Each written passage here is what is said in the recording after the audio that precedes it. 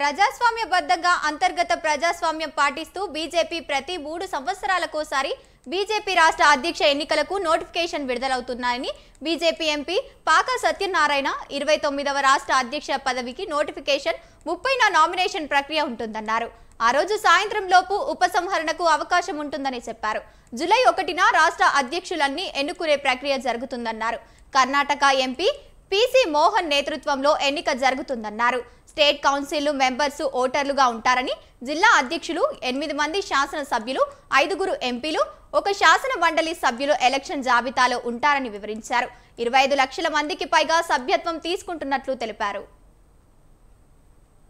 రాష్ట్రానికి సంబంధించి ఈ యొక్క ఎన్నికల నోటిఫికేషన్ ఈరోజు భారతీయ జనతా పార్టీ పక్షాన్ని విడుదల చేయడం జరుగుతుంది.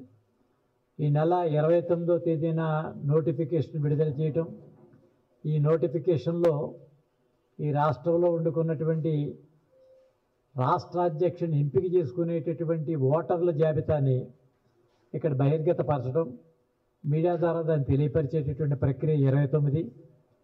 30వ తేదీన ఉదయం 11 గంటల నుంచి 1 గంట వరకు నామినేషన్ల యొక్క స్వీకరణ, ఆ స్వీకరించినటువంటి నామినేషన్ల యొక్క స్క్రూట్ని 1 నుంచి 2 గంటల వరకు 1 గంట పాటు దాని యొక్క నామినేషన్ల దాన్ని స్క్రూట్నీ చేసేటటువంటి ప్రక్రియ. ఆ తదనంతరం సాయంత్రం 4 గంటలలోపు ఉపసంహరణ. ఈ ఉపసంహరణ తర్వాత 1వ తేదీనే ఈ యొక్క రాష్ట్ర అధ్యక్షుడికి సంబంధించినటువంటి పేర్లు ఖరారు చేసేటటువంటి ప్రక్రియ, బాధ్యతలు అప్పగించేటటువంటి విషయం.